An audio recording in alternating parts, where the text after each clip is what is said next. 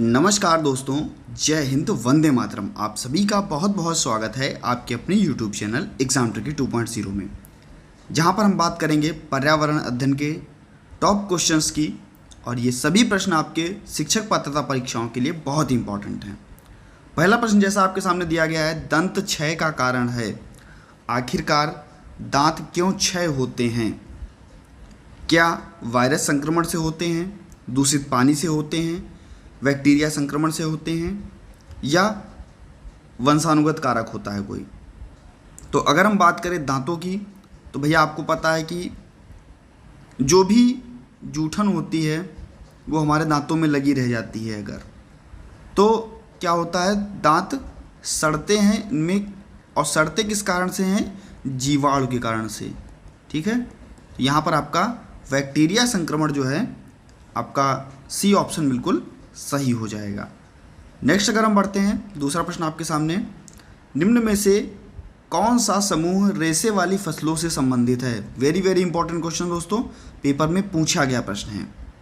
रेशे वाली फसलों से संबंधित है, कौन सा समूह रेशे वाली फसलों से संबंधित है? पटसन, चना, अलसी, मसूर, जई, ढैंचा, कपास, जूट, सनई, गेहूं, कपास, जूट। तो भैया पटसन में अगर हम चना की बात करें तो इसमें रेशा नहीं होता है, आपको पता है। अगर हम मसूर की बात करें तो इसमें भी रेशा नहीं होता है। अगर हम कपास की बात करें, इसमें रेशा होता है। जूट में भी रेशा होता है, सनई में भी रेशा होता है। तो यहाँ पर आपका सी ऑप्शन जो है वो बिल्कुल राइट हो जाएगा, बिल्कुल सही हो जाएगा। दोस्तों अगर आप चैनल पर पहली बार विजिट करें, चैनल आपको अगर अच्छा लगता है, सब्सक्राइब करने के बाद में बेल आइकन में ऑल का ऑप्शन प्रेस कर लीजिएगा। नेक्स्ट हम बात करते हैं, निम्न में से कौन सा युग्म जो है वो सुमेलित नहीं है? यानी कि गलत युग्म को आपको छांटना है। 3 युग्म आपके सही हैं और एक जो है वो आपका गलत है। तो अगर हम बात करें भाखड़ा नागल बांध, तो भैया सतलज नदी पर है ये, भैया बिल्कुल आपका सही है। नेक्स्ट हम बात करें सरदार सरोवर परियोजना, ये आपके नर्मदा नदी पर है, ये भी आपका बिल्कुल सही है। जो आपका नागार्जुन सागर है, ये आपका गोदावरी नदी पर नहीं है, ये कहाँ है? ये है आपका कृष्णा नदी पर। कहाँ है? कृष्णा नदी पर। तो यहाँ पर आपका सी ऑप्शन जो है वो बिल्कुल सही हो जाएगा। हीराकुंड बांध आपका महानदी पर है और बिल्कुल सही है। तो यहाँ पर आपका सुमेलित नहीं में आपका सी ऑप्शन बिल्कुल सही। नागार्जुन सागर बांध जो है वो है आपका कृष्णा नदी पर। टेलीग्राम ग्रुप ज्वाइन करने के लिए आप टेलीग्राम पर जाकर सर्च कर सकते हैं एग्जाम ट्रिकी 2.0 और ज्वाइन कर सकते हैं टेलीग्राम ग्रुप। नेक्स्ट अगर हम बात करते हैं, सदाबहार वन पाए जाते हैं। सदाबहार वन कहाँ पाए जाते हैं? वह सदाबहार वन यानी कि जहाँ पर हमेशा हरियाली रहे, जहाँ पर हरियाली हमेशा रहे। और क्यों? क्योंकि वर्षा भी अधिक होगी और तापमान भी सर्वाधिक रहेगा। तो ये कहाँ है? तो भैया सदाबहार जो वन है ये आपके कहाँ पाए जाते हैं? ब्राज़ील में। आपका बी ऑप्शन जो है बिल्कुल सही हो जाएगा। बी फॉर ब्राज़ील आपका बिल्कुल सही। नेक्स्ट अगर हम बात कर लेते हैं, वर्ष भर बोई जाने वाली फसल, यानी कि एक साल में आप इसको कभी भी बो सकते हैं। उड़द, गेहूं, राई या मक्का, वर्ष भर बोई जाने वाली फसल। तो ये भैया आपकी क्या है? मक्का है। और आप सभी को पता है कि मक्का वर्ष भर में हम कभी भी बो सकते हैं। बहुत ही सरल क्वेश्चन था, आपका डी ऑप्शन बिल्कुल सही हो जाएगा। चैनल को सब्सक्राइब करना ना भूलिएगा। वीडियो अच्छी लगे तो वीडियो को लाइक भी करना ना भूलिएगा। और बहुत अच्छी लगे तो भैया अपने सभी मित्रों तक एक बार वीडियो को सभी ग्रुप में जरूर शेयर कर दीजिएगा। नेक्स्ट हम बात करते हैं, गोविंद बल्लभ पंत सागर जलाशय कहाँ है? गोविंद बल्लभ पंत सागर जलाशय कहाँ है? उत्तर प्रदेश, छत्तीसगढ़, झारखंड या उत्तराखंड? गोविंद बल्लभ पंत सागर जो आपका जलाशय है ये कहाँ है? ये यूपी के और एमपी के बॉर्डर पर। अगर हम बात करें ये जलाशय किस नदी पर है, तो ये किस नदी पर है? ये है आपका रिहंद नदी पर। रिहंद नदी पर। और अगर हम बात करें कहाँ है, तो भैया ये है उत्तर प्रदेश में। और उत्तर प्रदेश में कहाँ पर? तो भैया पिपरी। और पिपरी ये कहाँ पड़ता है? तो ये आपका पड़ता है सोनभद्र में। तो ये आपको याद होना चाहिए। गोविंद बल्लभ पंत सागर जलाशय जो है वो आपका उत्तर प्रदेश में है। ए ऑप्शन आपका बिल्कुल सही हो जाएगा। नेक्स्ट अगर हम बात कर लेते हैं, अर्धचंद्र होता है तो सूर्य पृथ्वी तथा चंद्रमा के बीच का कोण होता है। जब अर्धचंद्र होता है तो सूर्य पृथ्वी और चंद्रमा के बीच का कोण कितना होता है? तो भैया ये होता है 90 अंश। यहाँ पर आपका बी ऑप्शन बिल्कुल सही हो जाएगा। नेक्स्ट अगर हम बात करते हैं, लोकसभा और राज्यसभा की संयुक्त बैठक आहूत करने का मैंने आपको बताया था कि भैया कौन बुलाता है, कौन बुलाता है। लोकसभा और राज्यसभा की संयुक्त बैठक कौन बुलाता है? राष्ट्रपति, लोकसभा के अध्यक्ष, राज्यसभा के सभापति या संसद? तो भैया लोकसभा और राज्यसभा की जो संयुक्त बैठक है वो बुलाता है भारत का प्रथम नागरिक। और भारत का प्रथम नागरिक कौन है? तो आप कहोगे सर अपना राष्ट्रपति। तो यहाँ पर ए ऑप्शन बिल्कुल सही हो जाएगा। वर्तमान में हमारे राष्ट्रपति कौन हैं ये आपको बताना है कमेंट सेक्शन में जल्दी से। नेक्स्ट अगर हम बात कर लेते हैं, बहुत ही इंपॉर्टेंट, गिर शेर परियोजना अवस्थित है। भैया गिर शेर परियोजना जो है वो है भैया एशियाई शेरों के संरक्षण के लिए, एशियाई शेरों के संरक्षण के लिए, ठीक है। और ये एशियाई शेर आपके गुजरात में, कहाँ पर? गुजरात में। और अगर हम बात करें जिले की तो जूनागढ़ जिला, जूनागढ़ जिला। और इसको राष्ट्रीय उद्यान कब घोषित किया गया था? तो 1975 में इसे राष्ट्रीय उद्यान घोषित किया गया। गिर राष्ट्रीय उद्यान, जहां पर एशियाई शेरों का संरक्षण किया जाता है, जो कि आपका गुजरात में है। ए ऑप्शन बिल्कुल आपका सही हो जाएगा। नेक्स्ट अगर हम बात करते हैं WWF से आशय, दोस्तों बहुत बार आपके पेपर में पूछा गया प्रश्न है। WWF से आशय है world wide fund, world war fund, world wildlife fund या वर्ल्ड वॉच फंड? तो भैया WW से आशय है world wildlife fund. C option जो है वो बिल्कुल आपका सही हो जाएगा। नेक्स्ट अगर हम बात कर लेते हैं, अंतर्राष्ट्रीय न्यायालय का मुख्यालय अवस्थित है। अंतर्राष्ट्रीय न्यायालय का मुख्यालय अवस्थित है। और अगर हम थोड़ा यहाँ पर WWF की बात करें, वर्ल्ड वाइल्ड लाइफ फंड की, तो यहाँ पर अगर हम बात करें तो इसका जो प्रतीक है वो है पांडा। ये भी आपको याद रखना है, पेपर में पूछा गया प्रश्न है। और अगर मुख्यालय की बात करें तो कहाँ है भैया? स्विट्जरलैंड। तो ये भी आपको याद रखना है, स्विट्जरलैंड के कहाँ? ग्लैंड में। इंपॉर्टेंट है पर्यावरण संरक्षण का के लिए ये जो संस्थाएं आपकी कार्य करती है, बहुत ही इंपॉर्टेंट है आप सभी के लिए। नेक्स्ट है अंतर्राष्ट्रीय न्यायालय का मुख्यालय स्थित है। अंतर्राष्ट्रीय न्यायालय का मुख्यालय स्थित है, तो ये कहाँ है भैया आपका? ये है आपका नीदरलैंड में। कहाँ है? नीदरलैंड में है। और ये नीदरलैंड आपका जो हेग है वो नीदरलैंड में है, ये आपको याद रखना है। सी ऑप्शन जो बिल्कुल आपका सही हो जाएगा। नेक्स्ट अगर हम बात करते हैं, बहुत ही इंपॉर्टेंट, हमेशा पूछा जाने वाला प्रश्न, भारतीय संविधान में विधि का शासन विचार कहाँ से लिया गया? किस देश से भारतीय संविधान में विधि के शासन का विचार लिया गया? अमेरिका, इंग्लैंड, स्विट्जरलैंड या आयरलैंड?